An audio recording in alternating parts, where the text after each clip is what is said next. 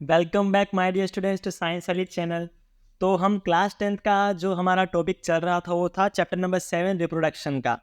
इसमें हम आज हमारा जो सिक्स्थ और लास्ट असेक्सुअल मेथड है स्पोर फॉर्मेशन हम पढ़ने वाले हैं। तो देखते हैं इसमें है क्या। This is an asexual reproductive method used by multi cellular simple organism. मैंने आपको पिछली वीडियोस में बहुत अच्छी तरह समझाया है कि मल्टी सेलुलर सिंपल ऑर्गेनिज्म कौन होते हैं। जो ह्यूमंस है वो होते हैं मल्टी सेलुलर कॉम्प्लेक्स ऑर्गेनिज्म।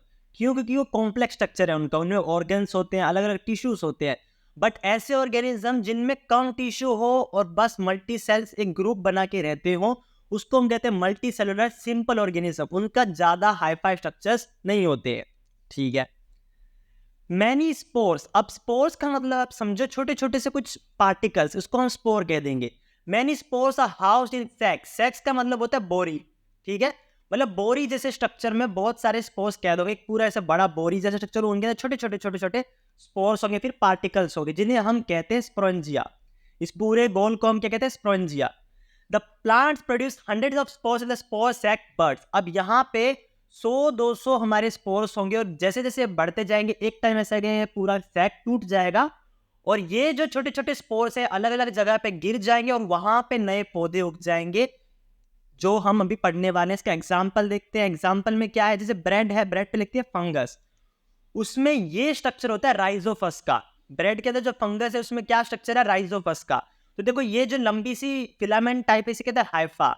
ये जो इसका सैक बना हुआ है, एक बोरी टाइप बना हुआ है, इसे कहते हैं स्प्रोंजिया। स्प्रोंजिया, स्प्रोंजियम। ठीक है। अब जो इसके अंदर जो छोटे छोटे पार्टिकल्स है इन्हें हम कहते हैं स्पोर्स। अब ये पार्टिकल्स बहुत सारे इस बोरी में इकट्ठे हो गए तो सीधी सी बात है बोरी फट जाएगी, स्प्रोंजिया फट जाएगा। स्प्रोंजिया फटने के बाद क्या होगा? जो पार्टिकल्स है उड़ के, समझो यहाँ पे कोई स्प्रोंजिया था, यहाँ से पार्टिकल उड़ के यहाँ पे चले गए तो यहाँ पे ब्रेड सड़ने लग जाएगा, यहाँ पे राइजोफस की फॉर्मेशन होगी। तो ब्रेड में जो आपको धब्बे दिख रहे हैं, धब्बे क्या है? ये राइजोफस के धब्बे हैं, जहाँ पे हाइफाइस के बीच वाला पार्ट, अंदर स्प्रोंजिया होता है, स्प्रोंजिया में होते हैं स्पोर्स। और ये स्पोर जैसे यहाँ पे गिरा तो एक नया स्पोर फॉर्मेशन यहाँ पे हो जाएगा। ठीक है।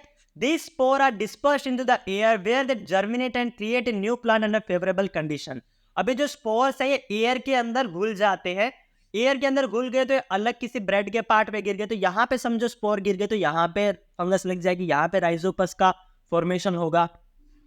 तो ये पूरा हमारा स्पोर फॉर्मेशन था। इसमें ध्यान देने वाली बात क्या है आपकी? देखिए इसमें आपको ये ध्यान में रखना है, ये असेक्सुअल रिप्रोडक्टिव मेथड है, ये हमारा लास्ट टॉपिक है तो हम इससे और अच्छी तरह डिस्कस कर लेते हैं। असेक्सुअल रिप्रोडक्टिव मेथड है, मल्टी सेलुलर सिंपल ऑर्गेनिज्म इसे यूज करते हैं। स्पोर्स का मतलब आप समझिए कि छोटे छोटे पार्टिकल्स, गोल गोल पार्टिकल्स। तो समझो एक बोरी में हमने बहुत सारे पार्टिकल्स रख दिए गोल गोल से। सीधी सी बात है, जब ये पार्टिकल्स बहुत ज्यादा बढ़ जाएंगे तो ये बोरी फट जाएगी। ऐसा ही होता है स्प्रोंजिया में। स्प्रोंजिया में क्या होता है कि अगर बहुत सारे स्पोर्स बढ़ गए तो यहाँ से इसकी जो बाहर की सील है फट जाएगी और स्पोर्स चले जाएंगे किसी भी ब्रेड पे। समझो यहाँ पे कोई था, स्पोर था, यहाँ से इसके पार्टिकल फट गए और जैसे अब मैंने इसमें लिख रखा है spores are dispersed in air.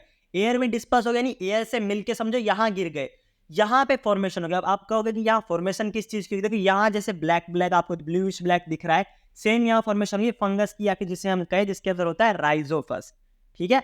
तो ये हमारी थी स्पोर फॉर्मेशन की वीडियो। तो हमारा असेक्सुअल मेथड खत्म हुआ। अगली वीडियो में डिस्कस करेंगे सेक्सुअल इन ह्यूमंस और flowering plants. Thank you very much.